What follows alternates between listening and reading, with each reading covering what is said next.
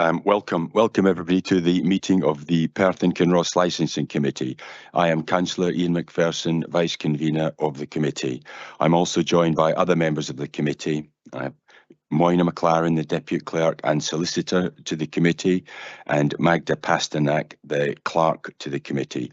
Also joining us are Karen Engelberts, Shona Mihi and David Ranking from the licensing team. Can I ask the clerk to confirm any apologies received for today's meeting and confirm attendance of those in the chamber and online? Thank you. We have an apology from Bailey Brock and also from Councillor Carr and Councillor Frampton, but they will join us for the second part. And we also have an apology from Bailey Williamson with Councillor Grant Stewart substituting for during the first part and Councillor Drysdale substituting at the second part. I believe we only have one member joining us virtually. Councillor Mayer, could you confirm that you can hear us? Thank you, I can hear you. Thank you. All other members are present in chambers. Thank you. Okay, thank you, Magda. Can I ask if there are any declarations of interest in respect of the business on the agenda? Councillor Chan. In P1 and P2, I'll be sitting out. I've got a declaration of interest. Thank you. Okay, thank you. Can I ask if the minute of the meeting of the Licensing Committee held on the 20th of January 2025 can be agreed? Agreed. Thank you. I will now hand over to Karen Engelberts, the Licensing Manager, who will introduce the report for the multiple occupancy licensing fees. Thank you. Morning, Convener, Vice Convener and Licensing Committee members. I trust you all have had an opportunity to read the report before you, which is the Civic Government Scotland Act 1982 and the Housing Scotland Act 2006 give the council power to set fees for individual licences in order to recover the cost of providing the civic government and houses in multiple occupation, that's HMO, licensed functions. In setting the fees, the council must ensure that the income received through fees meets the expenses incurred in exercising its functions under the Acts. Fees for these licences were last reviewed in January 2024. This report recommends that the committee approves an increase in fees as shown in Appendices A and B for licences issued under the Civic Government Scotland Act 1982 and the Housing Scotland Act 2006. It is proposed that the revised fees detailed in the report be adopted with effect 1 April 2025. The proposed change represents an inflationary increase of 4%, which is consistent with the Council's medium-term financial plan, where the mid-range assumption for 2025-2026 is 4% for fees and charges. Therefore, the committee is asked to approve the increase in fees charged as set out in Appendices A and B of the report. Thank you. Do members have any questions on the report?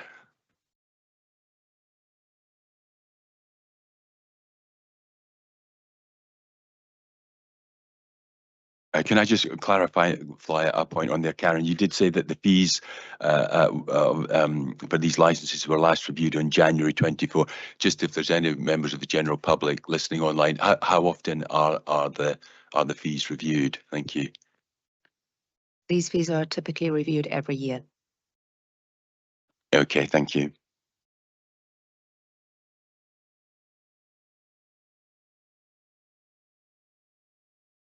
There doesn't appear to be any questions on the report, so my motion is to accept the recommendations in the report. Do I have a seconder? Councillor Chan. Thank you. Are there any amendments to the motion? No amendments. If there are no amendments, then can we all agree recommendations in the report? Agreed. Thank you. We now come to item 5 on the agenda, short-term let licensing fees. I will now hand over to Karen Engelberts, the licensing manager, who will introduce the report. Thank you. Morning again. I trust you will have had a chance to read the report before you. In this case, the legal requirement to license short-term lets was introduced by Scottish Government in 2022 and came into force on 1st of October that same year. The legislation provided for a transitional period until 30th of September 2023 to allow all existing short-term let operators to apply for the license. Perth and Kinross Council's policy statement on short-term let licensing was approved by the Licensing Committee on the 22nd of September 2022. At the same time, the fees for short-term let applications were approved. On the 29th of August 2024, the short-term lets licensing legislation was amended by way of the Civic Government Scotland Act 1982, Amendment Order 2024. The amendments are shown in the revised short-term lets licensing policy statement, which is attached to the report as Appendix 2. The report concludes that, number one, Perth and Kinross Council has an appropriate and effective scheme in place for the licensing of short-term lets across the area. Two, a program of compliance and enforcement work is underway, and the Council will continue to work in partnership with Police Scotland and Scottish Fire and Rescue Services to ensure the ongoing health and safety of the public. And number three, the fee structure remains fit for purpose and covers the full cost of the scheme implementation. We do not propose making any changes to our fee structure, with the exception of an adjustment to make provision for the transfer of a license. Therefore, the committee is asked to note the content of the report regarding implementation of the short-term let licensing scheme and approve the updated short-term lets licensing policy statement. I'm happy to take any questions committee members may have. Thank you. Thank you.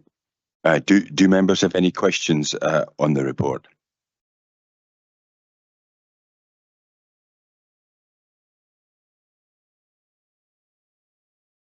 Councillor Braun. Thank you, Convener. I've got actually 2 or 3 questions if I may, but I'll come back afterwards and then one at a time. Section 3.7 of the report talks about the pressure, obviously towards the end when everybody suddenly started firing these applications in, and we talk about unprecedented level of demand of staff. I mean, were we prepared for that consequence that, you know, as always, when something new like this happens, there's a sudden surge at the last minute, everybody was throwing these things in. So were we actually ready for that? And I just wonder also on that point, how we ended up with a Saturday as the last day when nobody's working. We were as prepared as could be. I don't think anyone would have anticipated quite so many would have come in that last week, and particularly on that last day. The Saturday actually came about because Scottish Government had provided for an extension for existing short-term lets to apply for their new license, which means that the last day did fall on a Saturday. The entire team came in to work on that Saturday, and we made provisions for the event of our online system going down for any reason. So paper applications were made available and provisions were put in place to make sure that everybody could get an opportunity.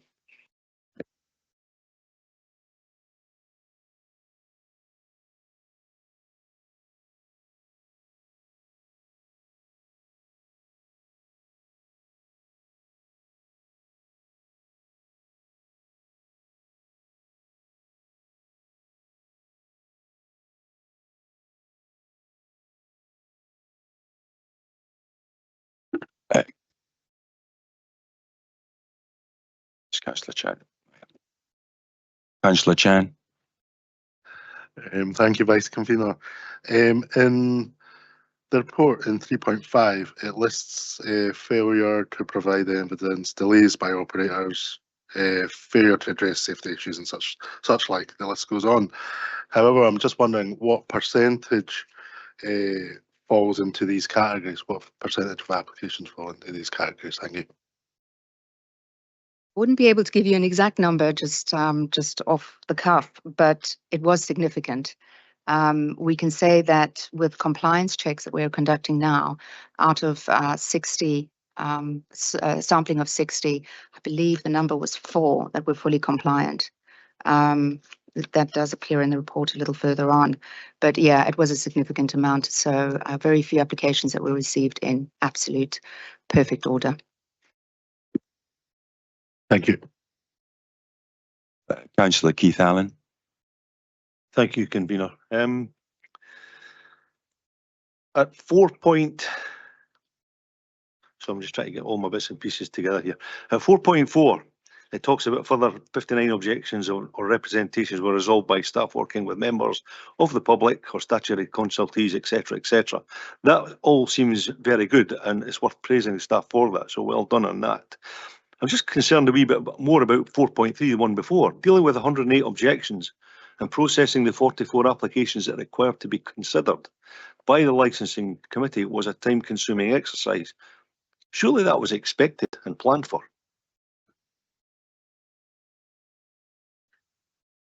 Yes, I believe that objections would have been expected. I don't think that we would have anticipated quite so many objections. I don't believe that any provision was made for that, but it was more than I think the licensing committee expected as well, and certainly more than the department expected. Given that most of these applications too were for existing lets, so operations that had been in place before the licensing scheme was introduced, so most objectors likely would have been exposed to those short-term lets.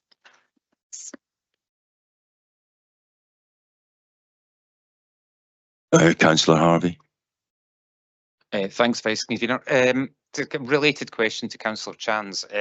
It seems like you've had more work to do, maybe to do this than expected, which is one of these things. It's a new process. Do you have enough staff for compliance and that type of thing, or are you kind of struggling within your department? And you can speak freely if you want.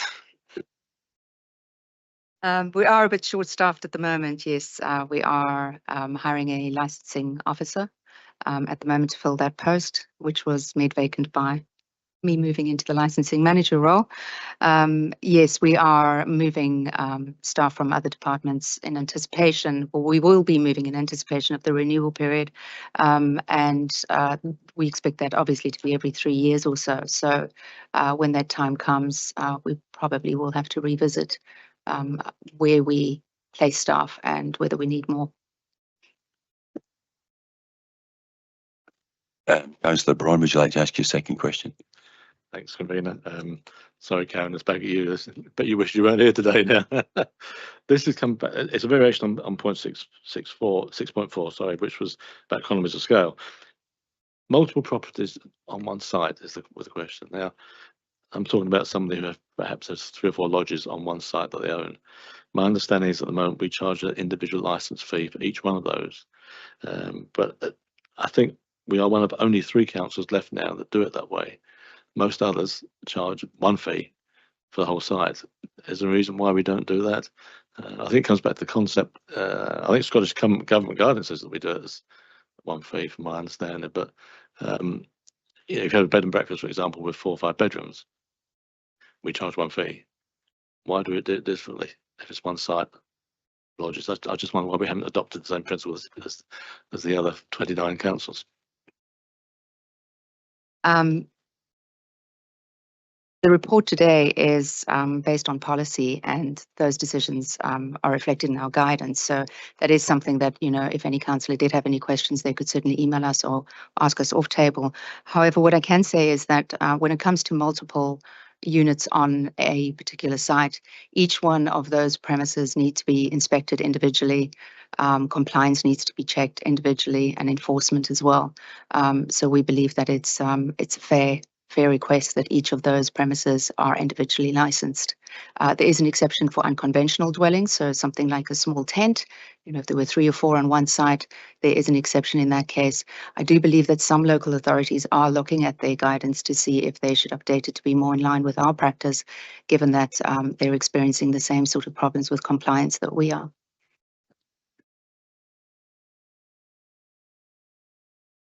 Councillor Chan.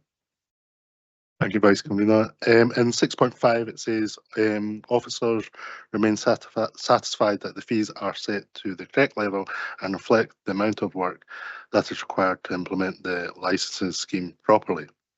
Is there any evidence to reflect this, or is it just simply officers' word? We looked at the work that was required to process the applications when they first came in, which was significant, as has been detailed.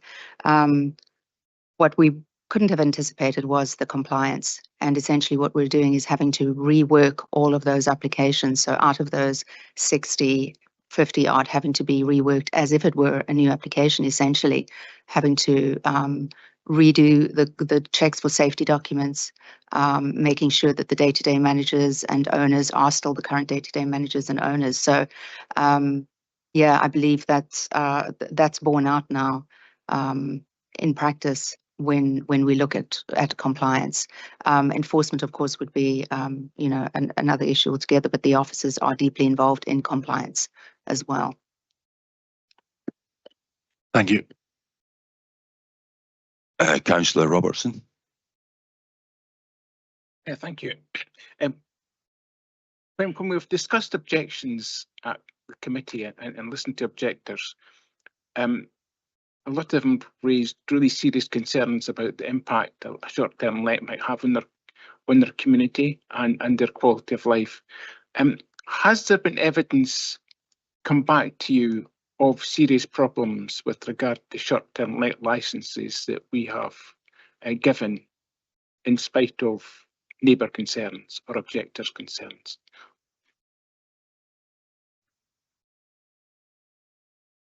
I'm trying to think of a single instance where we have actually had neighbours come back with ongoing concerns. I think there might be one, but for all those other objections where the licensing committee has granted licenses, no, we haven't experienced any significant number of complaints from neighbours, whether those were licenses granted at a committee meeting or granted by officers. So no, not a significant amount at all.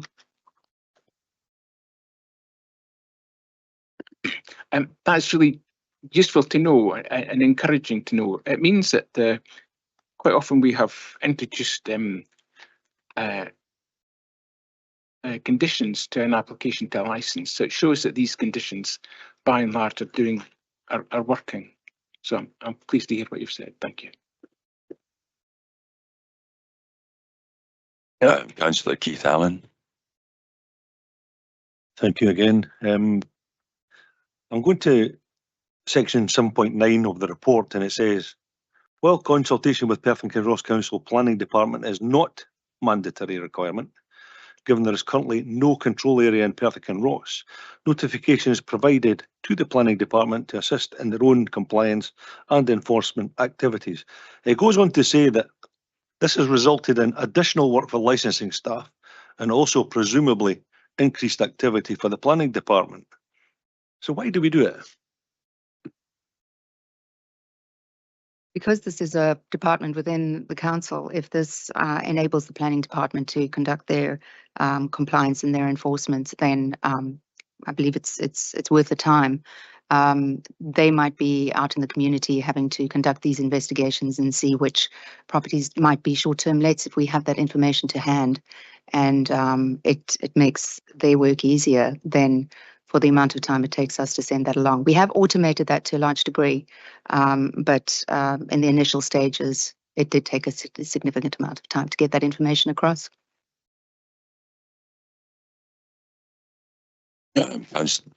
Councillor Brown. It's last but one question. Point 7.7, when it comes to enforcement of the Act, finally it comes down to Police Scotland. And we know they have very, very limited resources, as you can imagine. Have we had to actually refer any to Police Scotland as it stands at the moment? We may actually have a few that are upcoming for referral to Police Scotland, but usually when we receive notification of an unlicensed short-term let, we're able to resolve that directly with the operator. They usually say that they weren't aware of the legislation, and we continue to educate and assist and make sure that they are licensed.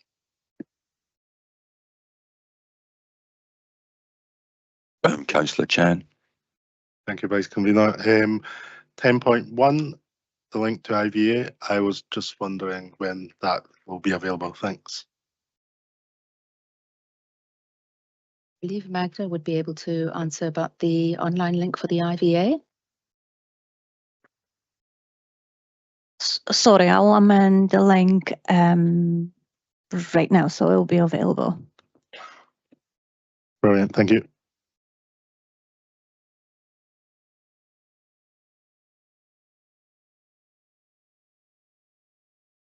Councillor Keith Allen.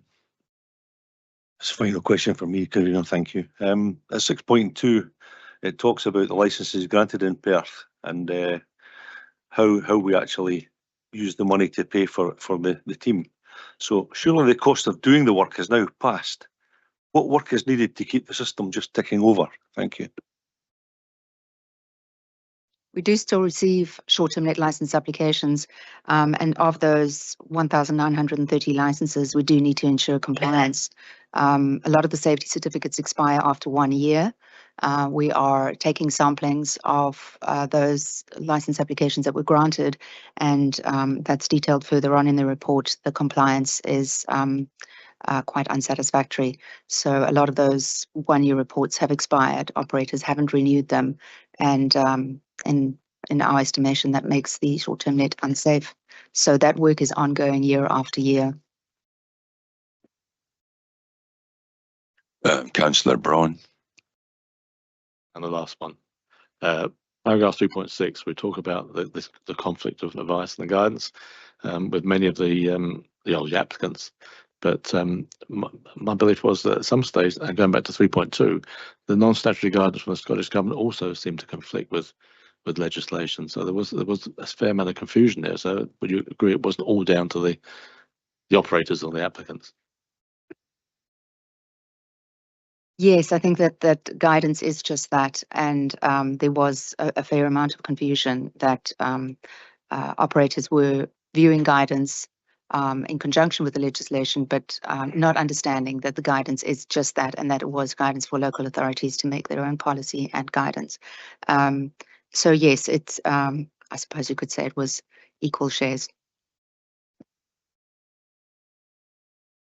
Are there any more questions in the chamber or online?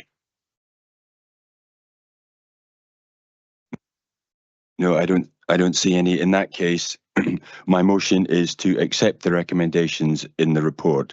Do I have a seconder? Councillor Harvey. Are there any amendments to the motion?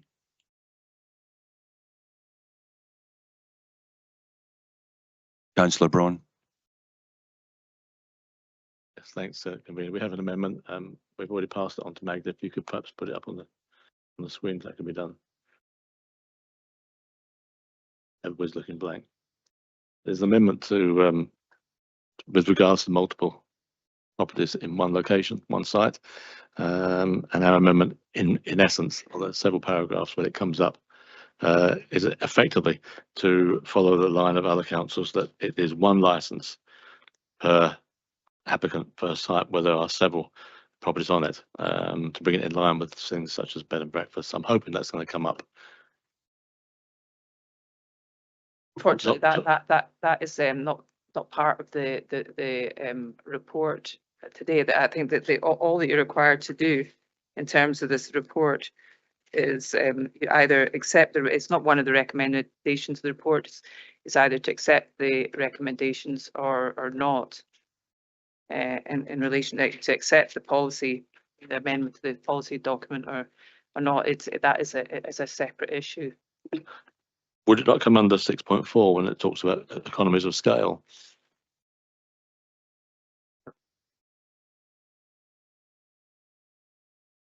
And if not, could I ask when would it come up when we do the review of the fees? Separate thing, considering other councils could be achieved for those hosts to have more than one. Consideration has been given to whether councils could be achieved for those hosts. So that this is just an information. This paragraph is just information. It's not. This is not. It's not a motion on whether or not the report isn't about actually to change the actual the way things are operating. This is just purely to note the amendments. Note the report, which is informational, and approve this short-term licensing policy. So basically, the only motion is whether to approve the short-term licensing policy statement or not. Is this a matter? I know in the report it does mention about the fee structure will be reviewed in due course. Is it then the time to bring it up at that point? it would be, I think, a point that you bring up at that stage in relation to, it's more to do with the fees rather than at this particular stage. Okay, so this, to clarify, this will be an amendment, potentially an amendment, as and when the report comes back to this committee regarding the structure of fees. Am I right on that? Yes. Yeah. Okay, fine. So we'll withdraw the amendment. Commissioner. Okay, thank you. I know Councillor Chan has got a second amendment, but I see that Councillor Robertson is requesting a point of clarity. So if I just allow him to go first, Councillor Robertson. Thanks, Vice Convener. Can I just say that if I can understand where the amendment has come from, but I would imagine, I was going to ask the officers, if it's a site with quite a few properties on it, that's obviously going to take a lot longer for an officer to go to inspect the site. So we really have to have a policy that covers the cost of the inspections, the additional work that we need. And it might be something the convener and vice convener could maybe raise us with officers, that we could maybe have a report to come forward to look up what Councillor Braun has said, but we have to build into the system a way of covering the extra cost for sites with a lot of property in it, if that makes sense. Okay, thank you. Councillor Chan. All right. Oh, thank you. Thank you. My mistake. In that case, then my motion is to accept the recommendation in the report. Oh, sorry, I've got the. Yeah, I'm sorry, that was Councillor Abbey. If there is no amendment, can we agree the recommendations in the report? Agreed.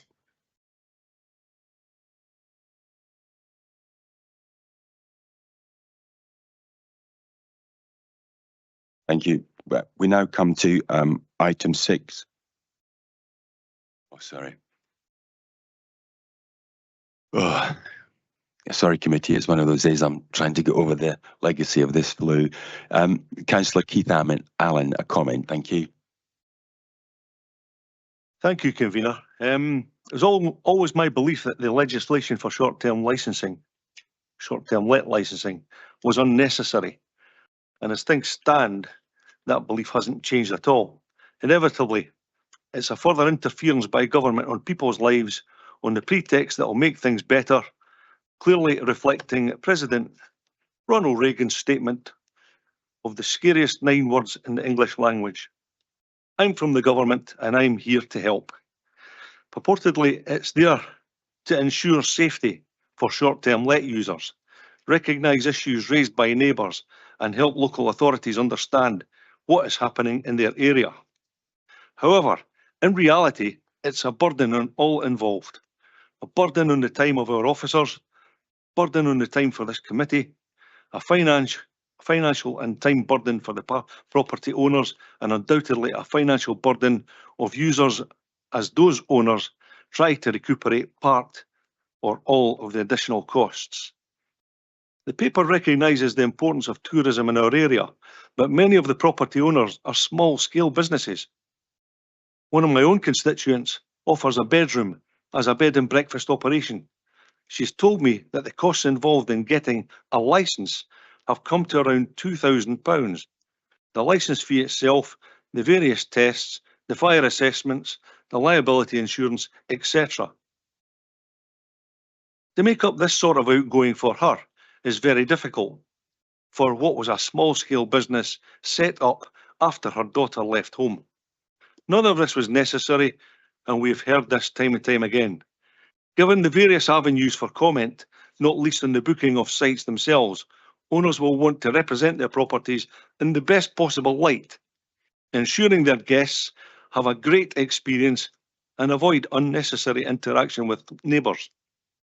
What was really needed, or at least at first, was to try its effectiveness, was a simple registration system for all short-term owners, necessary for them to join before being able to advertise or utilise a booking system.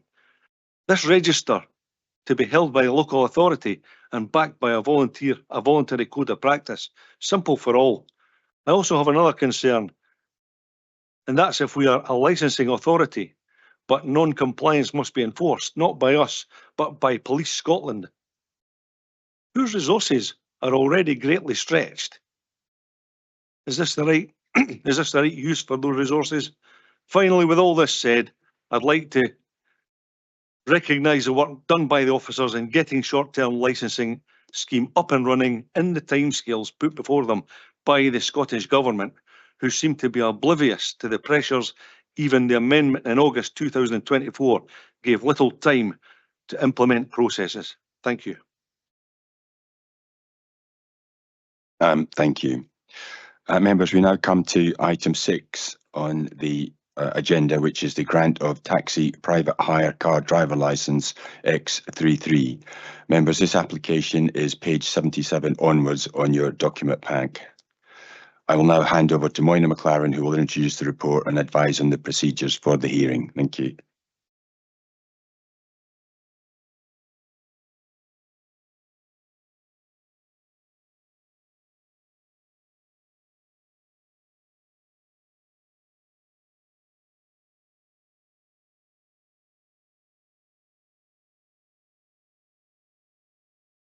Apologies.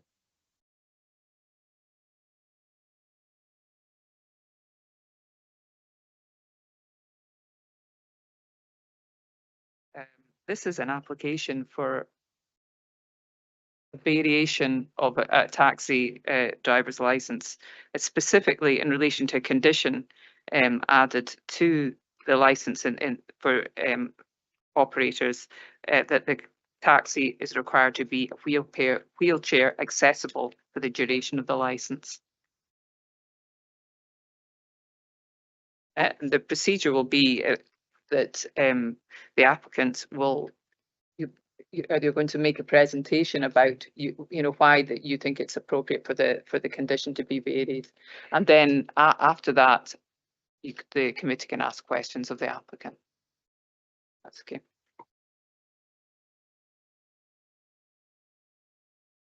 I made a video presentation on it. Yes. Do members wish to watch the recorded submission by Mr. Scott? Yes, thank you. Okay, can we proceed with the video? Thank you.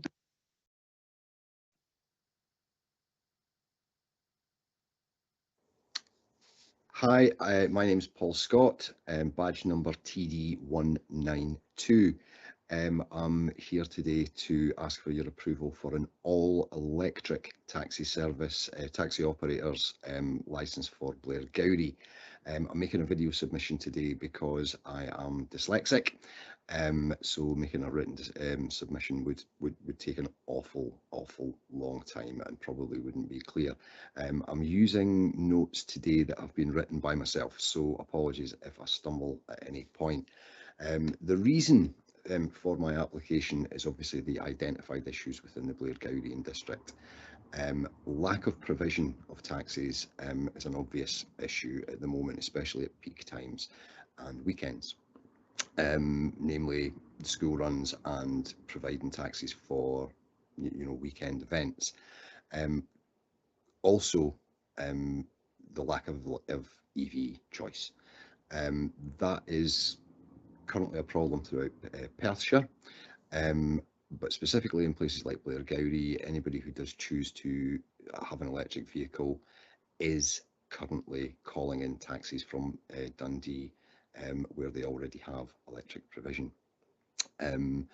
We had, we sat at the end of Golf Course Road and watched 6 taxis, all coming in unladen and going out with passengers in a 3-hour period.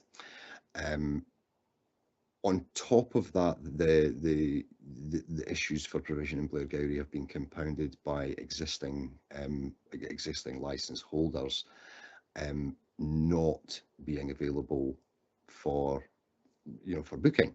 One of them indeed works 3 nights a week on another job, which obviously cuts away that 3 nights, but also cuts away the recovery time that's needed. Plus we have other taxis that are actually just sitting empty during the day because of lack of drivers.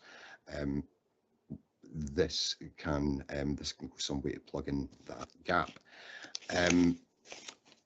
Blairgowrie itself is Scotland and Perthshire's first biodiversity town. The growth rate in Blairgowrie, especially post-pandemic, where people have been moving from more urban areas to more rural areas, the growth rate in Blairgowrie is staggering.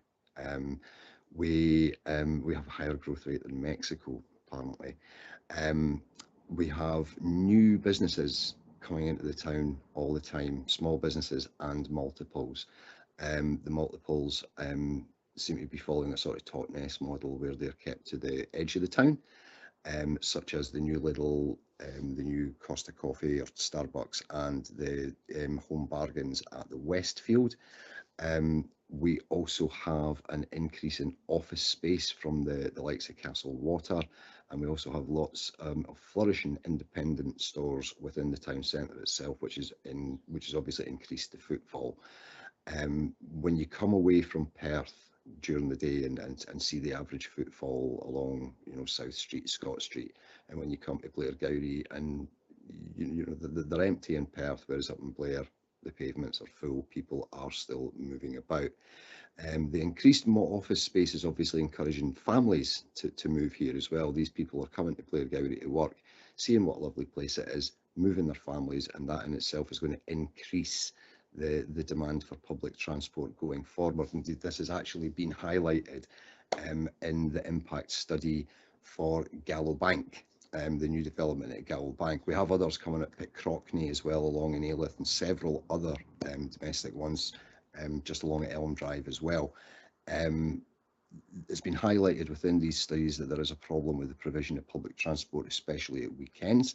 This would obviously help to provide that and plug that gap as well. But on top of that, one of the biggest growth rates around Blairgowrie, possibly fired by the pandemic, is the increase in ecotourism. Now we have lots of little shepherd's huts, lots of little cabins dotted all about the place.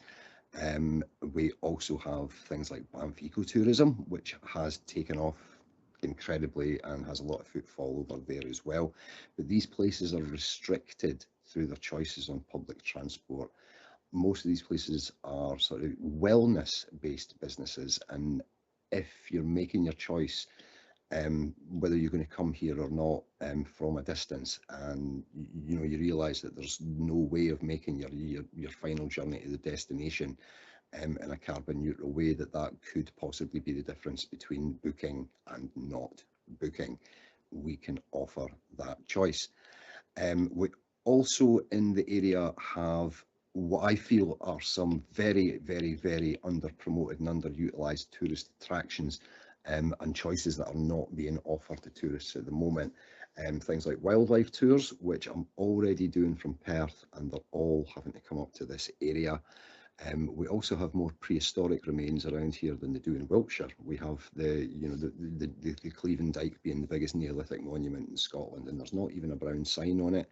So when people are coming to see these things, they're pretty much going at it alone. I can provide that service for them. We have also done quite a lot of research over the years, including going to other areas with a similar demographic to Blairgowrie and district, namely Orkney. We went up there and had a look through things like prehistoric remains, bird watching tours, things like that. They're all being offered by their taxi services. There are electric vehicle options in these places as well. We went to Tain and looked at the Pictish Trail. We have Pictish stones that are probably, in my opinion, that are of better quality than these ones that they have up there. Yet we have no organised Pictish Trail here because we have nobody providing tours for it. I can also do all of these things. There's been a massive change in the way that people perceive and the way that people do their holidays, rather than just popping into an estate agent. A lot of them like to design it themselves here. This will provide them a much better option. I'd also venture that if we were going to provide a more tourist focused base, a non electric, or sorry, a non-wheelchair access vehicle would be a much more conducive way to conduct these tours.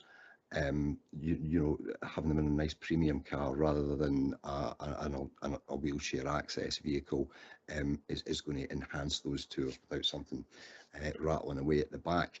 The stipulation for wheelchair access only for new operators licenses in Blairgowrie was brought in 2022, and obviously since then society has changed. What has also changed is the provision of wheelchair access vehicles. Elder Voice and other local voluntary groups have provided these vehicles. Indeed, there's one sits, you know, down at the back of the Angus Hotel every single day. But on top of that, we have had an extra 6 wheelchair access vehicle plates provided in Perth, and we can see these wheelchair access cars on the ranks every day. They could also offer adequate cover for Blairgowrie. The other issue we have at the moment with the electric wheelchair access vehicles is within the available budgets for buying vehicles for taxi companies. We've had to increase the budget significantly already just to look at a non-wheelchair access vehicle. We're looking at roughly 80 kilowatt motors, which provide about 320 miles worth of range. They would be on vehicles that are commonly used within the taxi industry in other areas and abroad. Looking at models such as the Volkswagen ID4, the Kia EV6 Polestars and the Mustang Mach-E. These providing the 320 mile range, we must take off roughly 1/3 for driving conditions, for passenger weight and things like that, which is no different from any internal combustion car. At the moment, I'm driving a Skoda Octavia for Kevin Kulik. I think the stated consumption on that Skoda Octavia is something like 58 miles to the gallon. In actual fact, I'm returning round about 43. So the fabled range differences within the electric vehicles are exactly the same within the internal combustion engines, but we must, because they're going on taxi services, we must purchase accordingly. A 50 kilowatt motor in a wheelchair access vehicle at the moment, such as a Citroen Berlingo or the Caddy type cars, that 50 kilowatt motor unladen gives you a range of around about 150 miles. So taking off the 1/3, that would reduce it to roughly 100 miles, which would mean that it would not be possible. It would not be possible to do a return trip to Edinburgh Airport in one of these wheelchair access electric vehicles at the moment. Indeed, that's just from Blairgowrie. I think any driver from Perth, even with the 100 mile range on it, if it was a cold, wet day, would probably be quite nervous to head off to Edinburgh Airport. With that sort of range. So that in itself, I would say, is a barrier that we need to accept at the moment, but keep an eye on for the future. The other thing with the electric vehicles is it would impact on my business at the moment, which is 50% disabled access anyway. Around about half of my trade at the moment is taken up with guide dogs. They are obviously all now foot well trained, so in other words, they don't go into the back of the car, they now come into the front of the car and sit in the passenger seat, foot well. My opinion on that, one of the drawbacks of that is the dog doesn't get to see where it's actually going. So any unusual noises, even down, and I have had this even right down to the wipers on a wet day, can upset the dog. I have vast experience through working with dogs, which is the reason that that I have this asthma contract. That dog needs to be kept in a calm and workable condition for when it gets to the other end of the journey, so that it can take its handler safely around the rest of its day. The main dog I have at the moment is Briar, and Briar is, works at Ninewells Hospital within the eye clinic, and Briar has a dual base at the moment just through family circumstance between Perth and Strathmore. So at the moment when I'm either collecting or dropping off in Strathmore, I am still having to go all the way to Perth to pick up an internal combustion engine car. So the carbon footprint of that is vastly increased. The other thing with that is an access to work contract, which are famed for having an extremely slow payment system, which is quite inconvenient for the passenger themselves, but it's an absolute nightmare for taxi operators. You do the job and you're basically being paid for that, so it's some 2 months down the line, which does make it a lot more difficult for anybody on the access to work scheme to get to work. I can assure that I've been doing this contract for quite a while. I am perfectly happy to absorb that, to make sure that this RNIB key worker gets to her work, and that's only 5 days a week, so obviously that keeps me open for the weekends as well. When we come away from all that, we still have the climate action plan from Perth and Kinross. It's all about making a positive difference. This is what is stated on the info boards. This is what is stated in a lot of the literature. What is highlighted on a lot of the rotating boards and things like that is that transport is the single biggest contributor to emissions, and that we have the opportunity to significantly reduce these emissions by adopting electric cars, electric public transport and shared community transport. An electric taxi service within Blairgowrie fits all 3 of these stated aims. Achieving that at the moment, even though it is a stated aim, is incredibly difficult indeed. When we were filling out the application form for this application, we had to actually hand write in fully electric. At the moment, there is absolutely no electric plate system for Perth, no EV system for Perth. It's just not been done, which leads to the impression that it's maybe not wanted. I can guarantee you it is. I noticed on the 24th of December, Councillor for Ward 2 had stated that no taxi drivers, no taxi operators wanted electric cars. I'm here today. That's quite clearly not true. It was also stated that rural areas would be the problem. Well, at the moment, the only fully electric taxi service that is operating in Perthshire is in Dunkeld. I am applying for Blairgowrie, 2 rural areas. We already have an existing private hire, so that that vehicle is restricted through market and things like that in Scone. So contrary to the nobody wants, it's very, very clear that we do. However, what is very clear, if we look at this here and say that we have the opportunity to significantly reduce emissions, we don't have the opportunity if nothing has been done, and at the moment nothing has been done. I'm asking for something to be done because I fully believe that behaviour will breed behaviour. A lot of the taxi companies in Perth have totally ignored the EV side. A lot of the taxi operators in Perth have gone a long way and should be commended for the adoption of hybrid vehicles.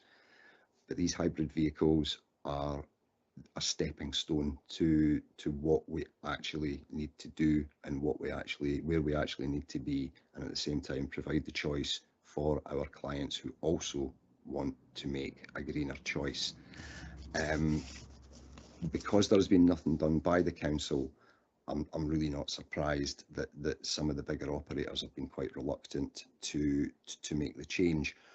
Obviously, we touched on it earlier on with the cost of the vehicles. My view of the future is that we are going to have to bite the bullet. We need to take the existing model that we have, accept that we are going to have to spend more to guarantee our future. I am more than happy to share with any taxi operators my ongoing experiences if we get this going, and hopefully encourage them to adopt adopt electric vehicles rather than keeping pushing on with the internal combustions. Perth itself has not the greatest record on air quality. We can see the air quality meter sitting up on Athol Street. It has a QR code on it. I'd encourage you to scan that. It doesn't make happy reading. If we do what Dundee has done, then we can help that. But I still think we need to offer the choice, so that you can see the difference, so that operators can see the difference and can see the future. In Blairgowrie, the future is quite obviously very bright, but we still have the problems of provision. This can help solve that. It can add to the infrastructure that can support local businesses. It can add to the choice that people have, that they're already making and bringing taxis in from Dundee. If adding to these local options will take away from the advantage that the Dundee taxis have at the moment.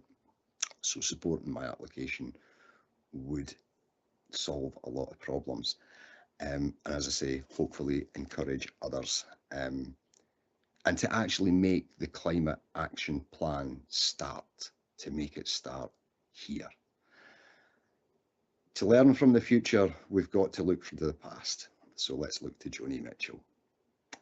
In 1970, the year after I was born, 54 years ago, in 1970, she came out with Big Yellow Taxi. Leave the spots on my apples, but leave me the birds and the bees, please. Thank you.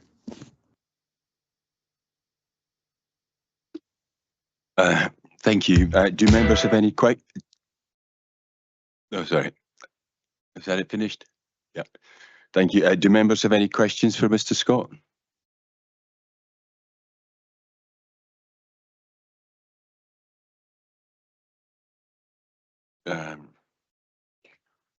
Is it okay? Yeah. Councillor Harvey. Thanks, Vice Convener. It might not be, although I will commend you in your video. I never thought I'd hear Blairgowrie compared to Mexico City ever. So that's going to keep me amused all day. This is maybe a question for the officers, because I wasn't on the committee that made this thing regarding having wheelchair access. Was that related to the fact that there was a shortage of wheelchair accessible taxis within Blairgowrie? Does anyone have any history of that? It was the back end of the unmet demand survey, Councillor Harvey. When I lifted the cap in 2022, the members minded to make sure that any new taxis came on at that point was wheelchair accessible. Councillor Mayer. Thank you, Vice Convener. Mr. Scott, I'd just like to say, first of all, I didn't in my wildest dreams think that I was going to come along today and actually take pleasure in listening to somebody's video submission. That was a fantastic presentation. Well done. I just had one wee question about it. At one point, you were talking about the wildlife tours and how it's nice to have premium vehicles for your customers going on that. I'm just wondering, do you not get demand from people who use wheelchairs to go on those tours? And if you do, how would you cater for them? Thank you. Not at the moment. A lot of the wildlife tours, you're actually taking them out and walking along sort of uneven paths and things like that as well. So that can in itself, hinder. However, looking forward and looking to the future, we are surrounded by sort of wildlife centres, Loch of the Lows, Kinordie, and a few others where wheelchair access is possible because some of the hides are sort of at floor level. But at the moment, unfortunately, most of the hides have steps on them as well. So at the moment, not at the moment, I haven't actually ever had anybody looking for a wheelchair tour for the wildlife, but it's definitely something to keep an eye on for the future. Again, it would be the 50 kilowatt motors that are the problem. With such a short range, with the contract run that I have, I would be looking at recharging as soon as I got back to Blairgowrie if there was basically anything on, I'm afraid. Thank you for that. Councillor Keith Allen. Thank you, Convener, and thank you, Mr. Scott, for your presentation. Very good. You mentioned in your presentation about vehicles coming from Dundee, electric vehicles, and taking the workload, if you like. Just a couple of questions on that. Are any of those vehicles that you witnessed accessible vehicles, and are they cheaper?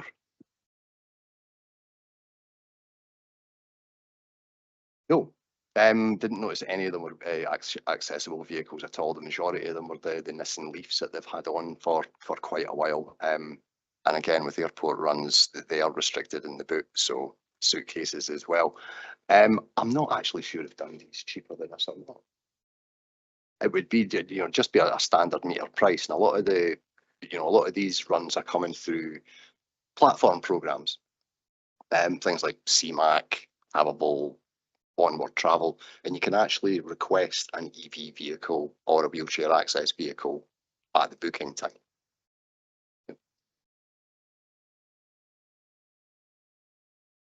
Councillor Bob Braun. Thanks, Convener, and thank you for the presentation. Two questions interlinked really to do with electric vehicles. The first one's the easier one, perhaps. Blairgowrie, you'll be running obviously quite some distances. I'm just wondering how, obviously, particularly in cold weather, the batteries don't have the range that, as you said, that's indicated when you try and buy these things. Charging, Blairgowrie, there's 4 charging points at the library. I think Tesco's have a couple in there. There's only one at Kirkmichael, and I'm just wondering, do you have any concern? Well, it is, but very often there's people parked there who don't have electric cars, so you won't get near it. Do you have any concerns, firstly, about range for yourself when you're doing some of these runs? And the second point, I just want to clarify in my own mind, and this was the fact that we've said all along that there was a shortage of taxis in Blairgowrie. Would somebody who's waiting for a taxi really differentiate between electric and the standard car? Would they turn a car away if they went for a taxi simply because it's not electric? That was my second point. Personally, I would, definitely. And if there are taxis coming in from Dundee that are the EVs, they do still have internal combustions on there, but the ones that I'm seeing coming in are the EVs, so we've got to assume that these are being selected. Range-wise and charging-wise, no, definitely not. I've been looking at this for the last 5 years. This was actually why I came on the taxis in the first place. Obviously, the pandemic and a few other things have got in the way, but in that time, technology has come leaping forward. And in that time, we built a new family house as well, which is just at Dalcusha.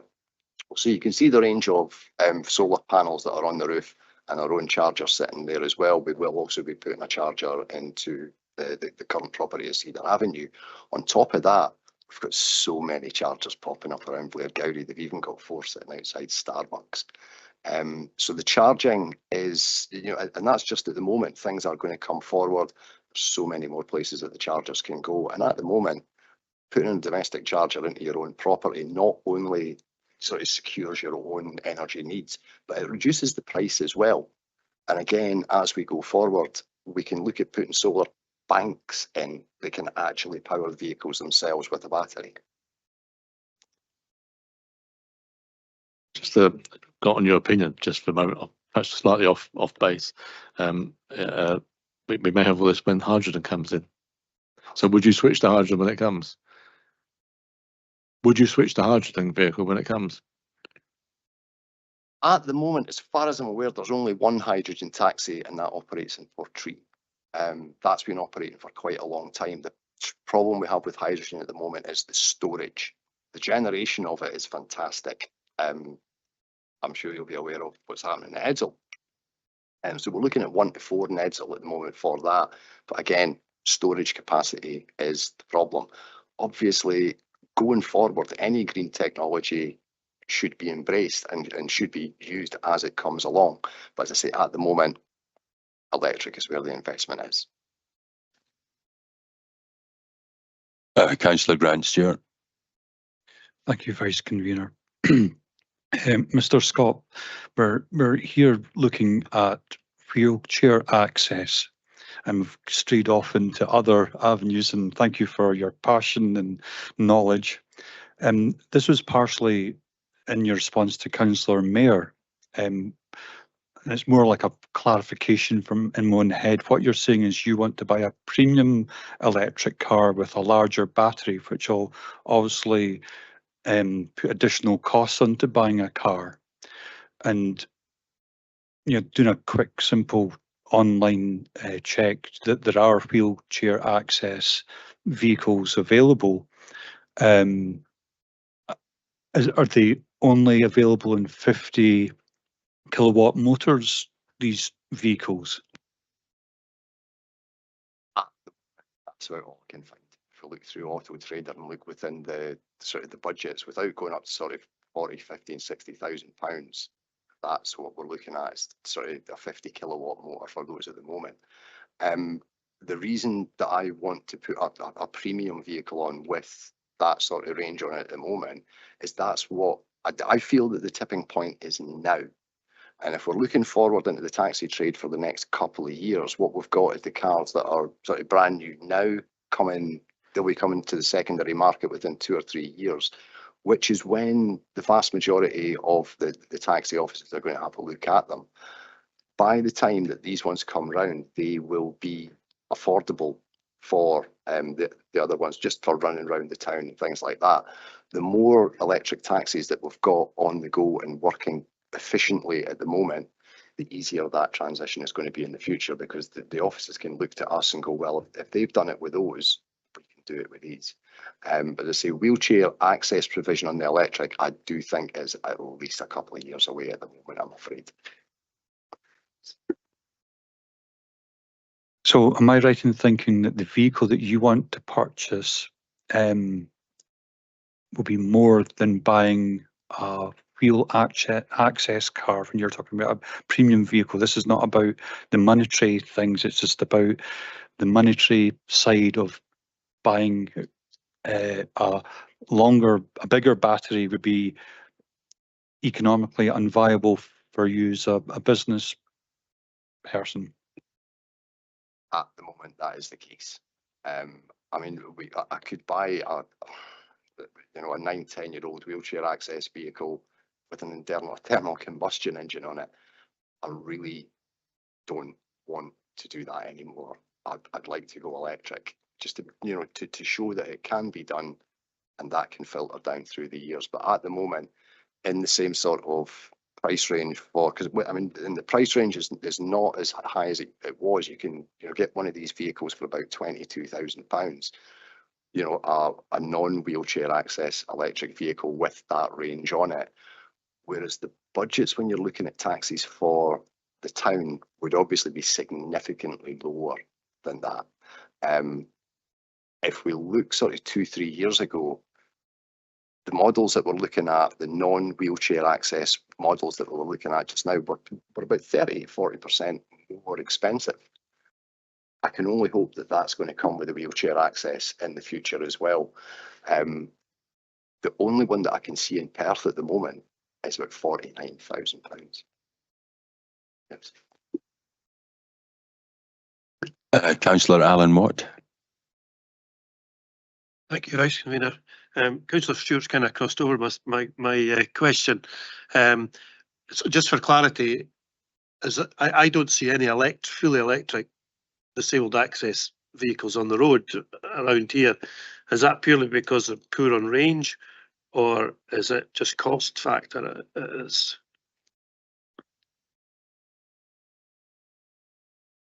I couldn't actually say for certain, but I would guess it's the cost factor. Like yourself, I have been looking for them and I'm not seeing them. However, at the moment, if we just take it on a frugal point of view, we have an awful lot of internal combustion wheelchair access vehicles coming to the secondary market through all sorts of reasons. I think these are going to have to clear first before they actually sort of concentrate on, you know, the electric side of it. And again, looking at things like grants, I'm not sure what grants are available for them at the moment. If there was a better grant system, then maybe there would be more of them on the road. Okay, thank you. Thank you. Councillor Keith Allen.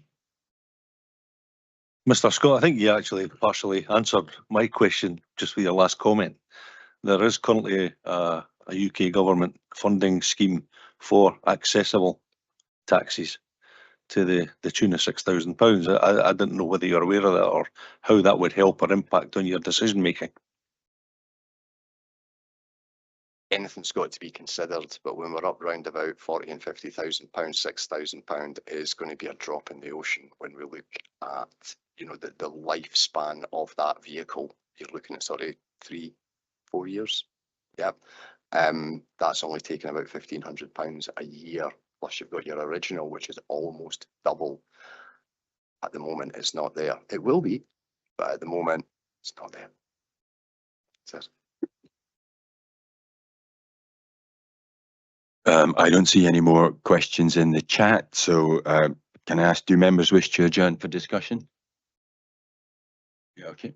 I'd just like to remind members online to move to the breakout room and we'll be back shortly, okay? Thank you.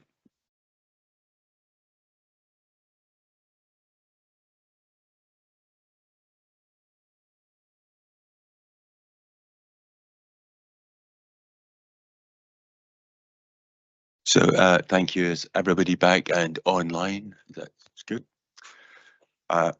My motion is to grant the licence with a variation that the applicant is not required to have a wheelchair accessible vehicle, but must have a fully electric vehicle. Do I have a seconder? Councillor Grant Stewart, thank you. Happy to second, Vice Convener. Thank you. Are there any amendments to the motion? In which case the application is granted. Thank you. I'd just like to advise everyone present now that that brings the first part of the licensing committee today to a conclusion, and that we are due back at 1 o'clock for the private session for the remaining items of business. Thank you.